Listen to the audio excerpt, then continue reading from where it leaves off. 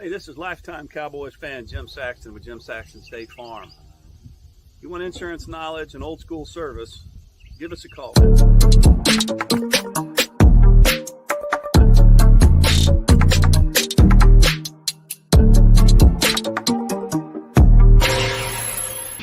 And there's always going to be many dangling participles out here of unfinished business. MC, dangling participles, grammar. Dangling participle can have multiple meanings in this situation right here that what Jerry Jones was involved with. I thought I was in an English class, man. Yeah. I mean, and ambiguity, that's a big word for those of us that do sports. Ambiguity. He must have said it at least 11 times.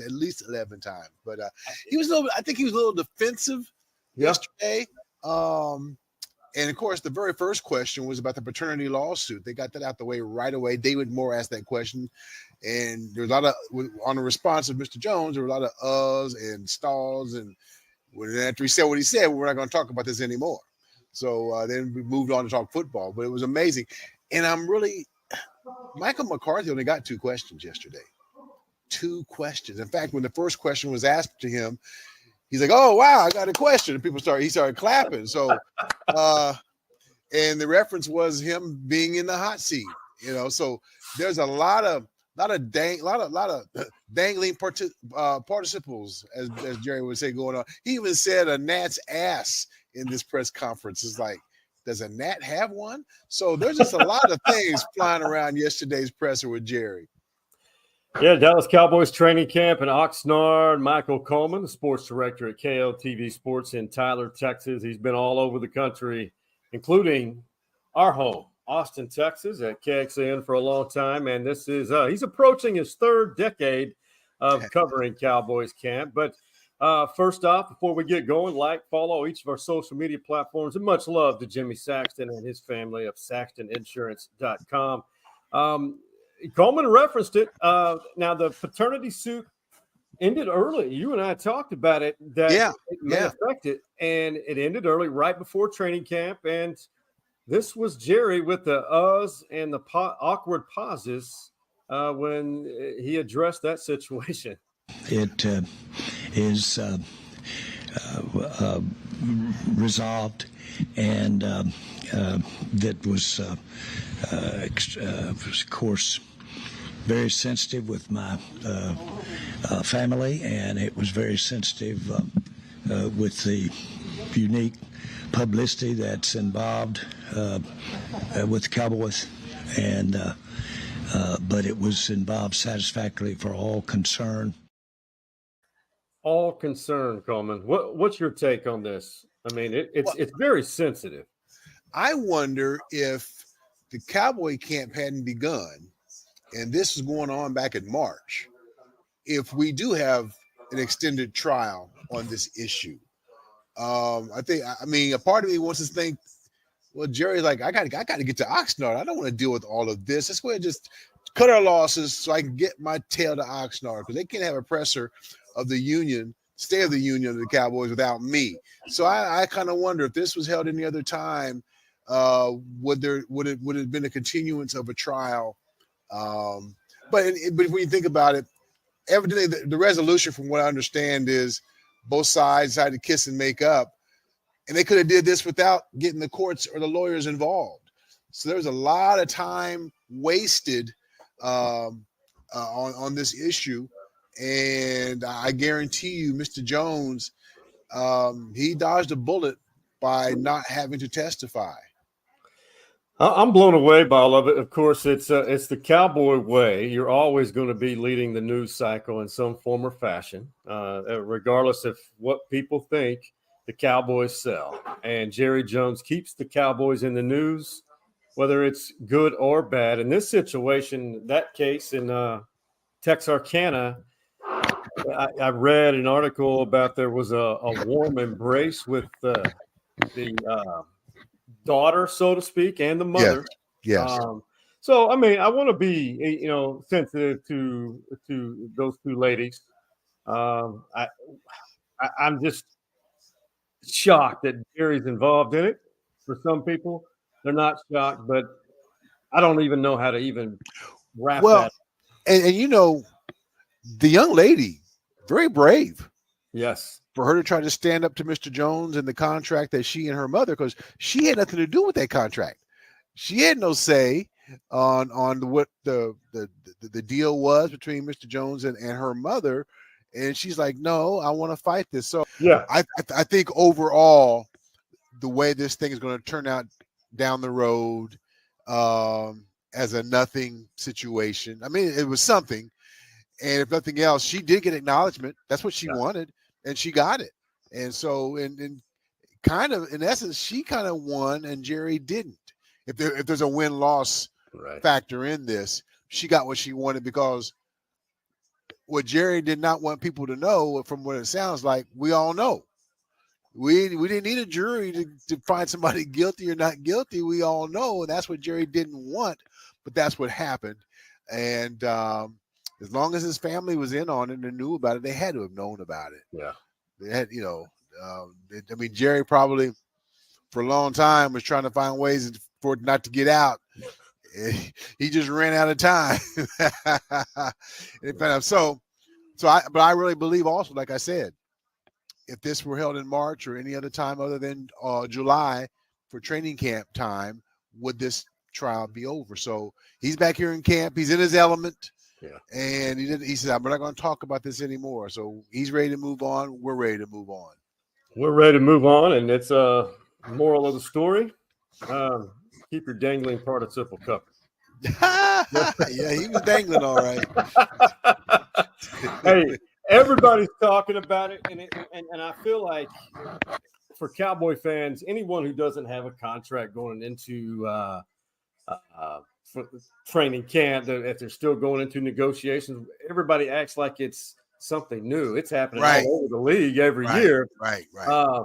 Stephen Jones talked about Cee Dee and Dak and Micah, and you were there, and I can't wait to hear your reaction to how Stephen talked about this, but basically summed up that, hey, this is nothing new, guys. It just takes time. And we're having great conversations with the representatives in terms of Cee Dee and Dak. And obviously, Micah's a year removed from where Cee Dee is today.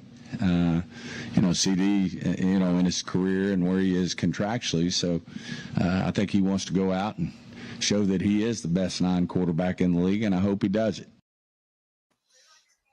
So, yeah, they've got the players. Now, I just want to see how they rework to fall under the cap. This is going to be interesting. I mean, the timetable, they're staggered somewhat. Yeah. Well, and I saw an article this morning because I think Stephen had also commented on no other team has $20 million players. Well, like the article said, the Minnesota Vikings must have been listening to the press conference, because other than Jefferson getting signed, they signed two other players who were making that kind of money. And they were kind of like, there was kind of a slam to Stephen Jones is how I saw the article, that he doesn't know what they pretty much said he doesn't know what he's talking about. So they're doing it with smoke and mirrors. As Jerry would go on to say later, he's not trying to save a buck or anything. He's like, I came into this game being a riverboat gambler, and he kind of had a confession. He admitted his mistakes. It's just a matter of who gets what. I think Cee Dee's gonna get paid first. I really do. I did a piece. My piece last night was on is Dak here next year? I don't know if you saw the video of Dak dancing, and you saw that. I brought that up to him. I said, man, I saw that video on you. And I said that to me, you were loose, you were comfortable. Is that indicative of how you were treating the season? And he pretty much answered to the affirmative. Yeah, I got nothing to lose. I'm free. And so if he can play that way, it's going to be a boon to the Cowboys offense. I mean, hey, already he led the league in passing. And I think they were the top scoring team in the league. And so we know he can do it. That Green Bay loss, it stings, but the defense gave up all those points and all those yards, And a lot of times, and we talked about this a couple of days ago, one has to pick up the slack of the other. And in this case, the offense did not pick up the slack. I watched some of the, I was looking at some highlights of that game. I just couldn't believe how it was just a rolling machine on the Cowboys.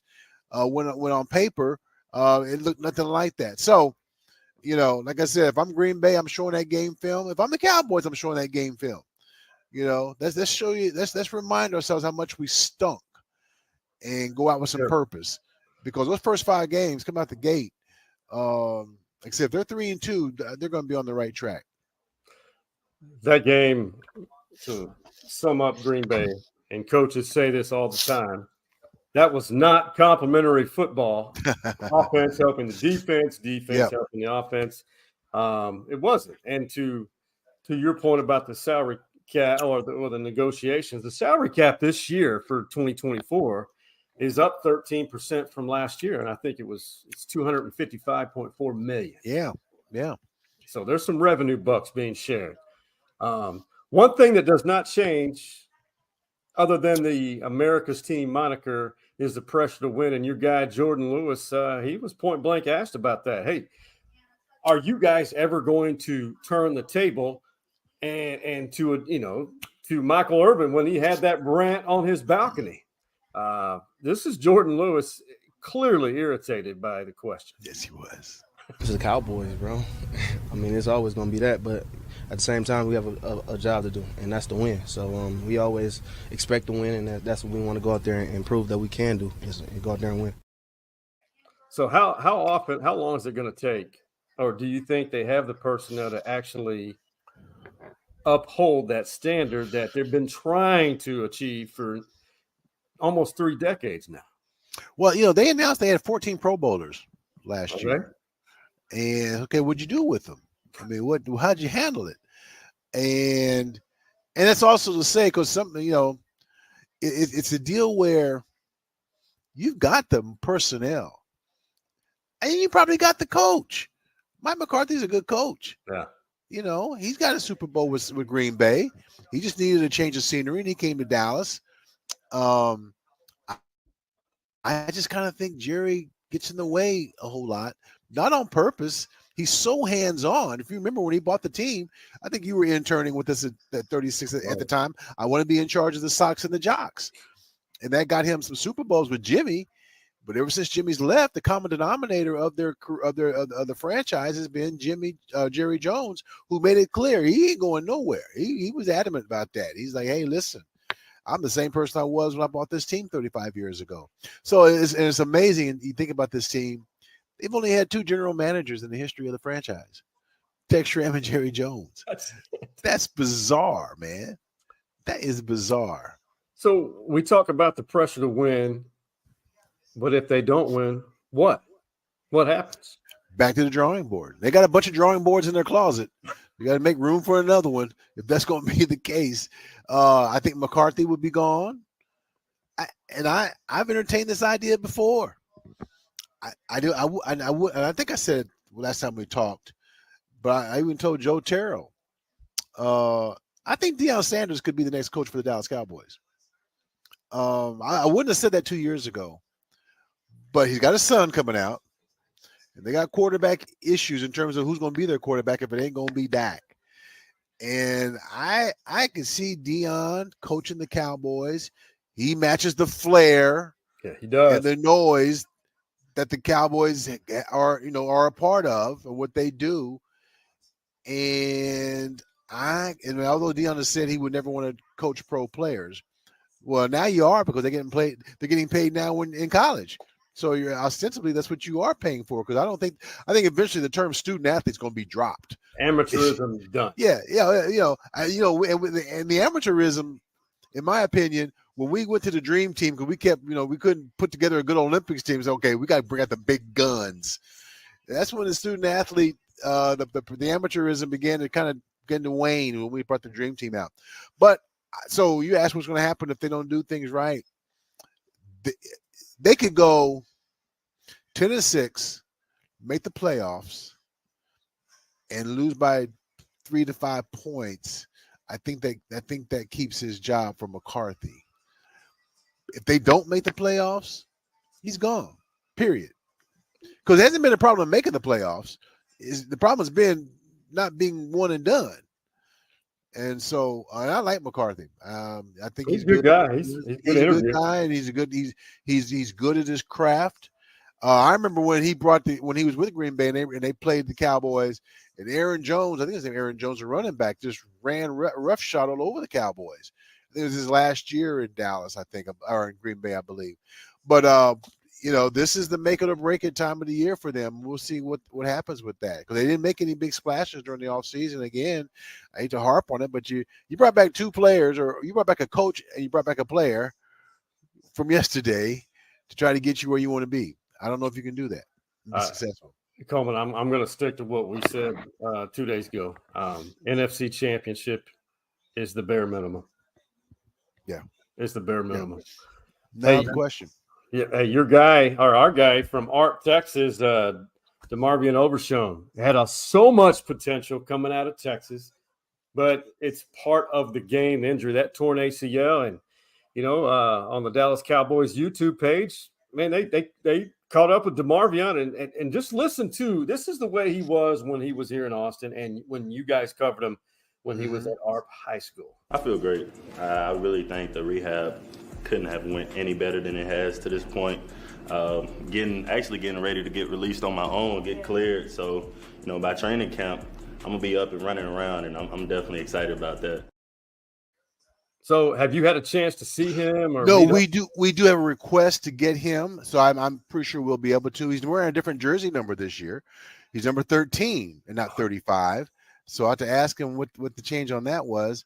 I mean, for a guy that just had a torn ACL, I don't know if 13 is the number you want to wear. If you're superstitious, I mean, come on, man. But so no, we will talk to him, and he's taking some reps. He got in some reps yesterday with the first teamers, with the ones. But like I said, I think the upside to him on that injury was he was young and strong, and the rest of it is mentality, and he's going to be just fine. So we're looking forward to getting with him. Yeah, he's one of those guys, I think, for the Texas Longhorn fan base, Longhorn Nation, so to speak. Love the guy. Played with heart every play. Yeah. And he's easy to like. Yep. Cowboys camp looking ahead for going into the weekend.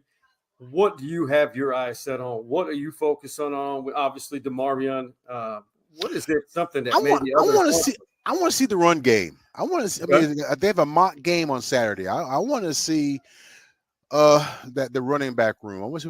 I ain't got to see Dak. I don't have to see Brandon Cooks. I ain't got to see Malik Hooker. I know what those guys can do. I want to see the supplementary guys around them and what they're able to do, and how can they be counted upon.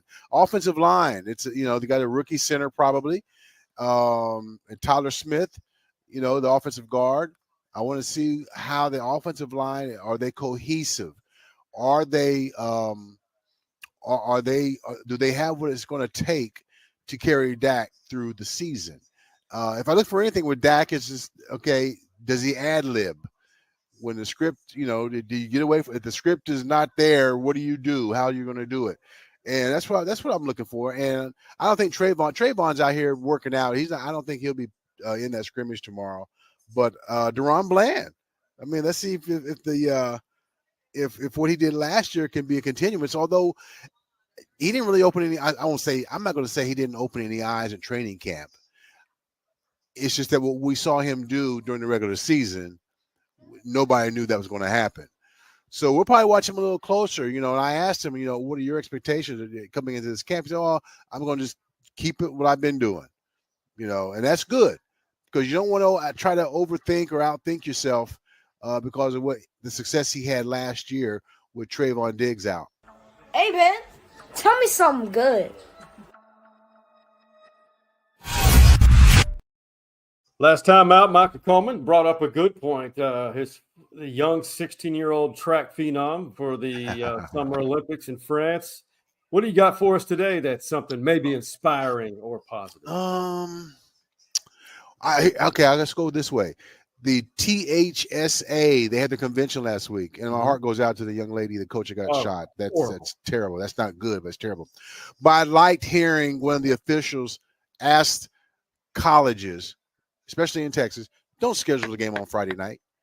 You know, TCU and I think Houston will play out October 4th, which is a Friday night, I believe. And I think that's good that he's defending high school football. Right.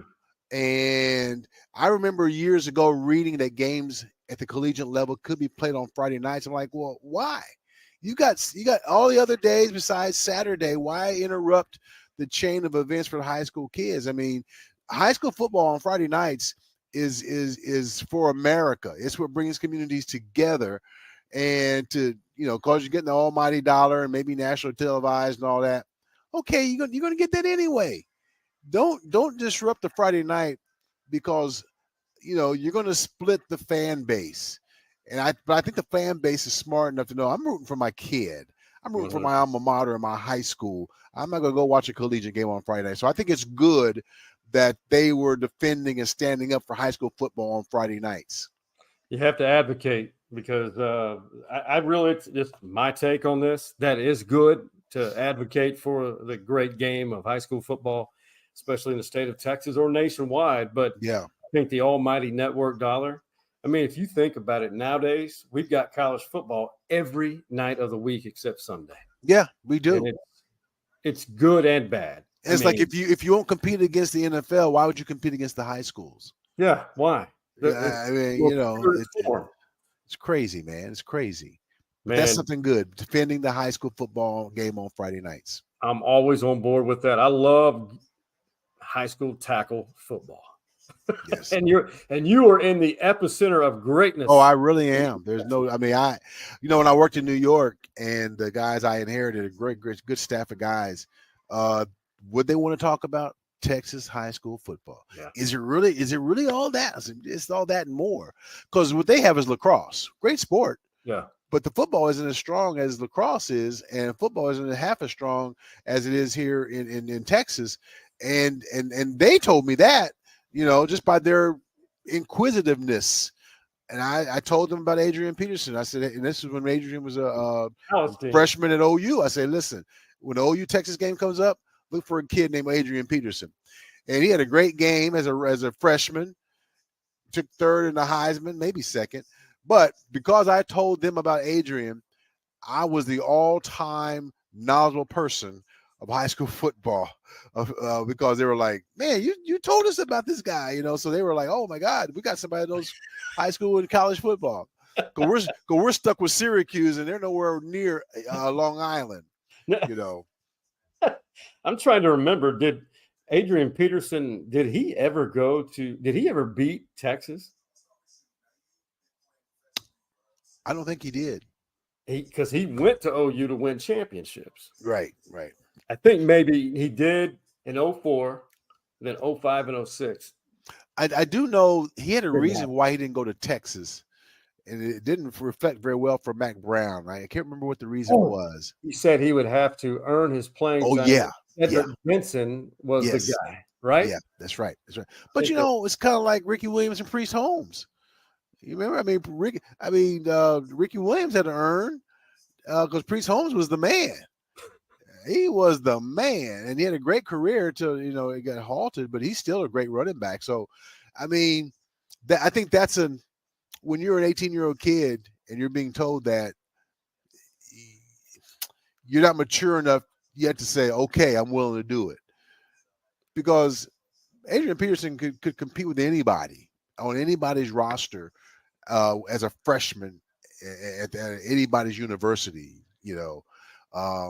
But we see how he had a good career, and I think I don't know if he signed his retirement papers yet, but he's a first ballot Hall of Famer. Easily. No doubt about it.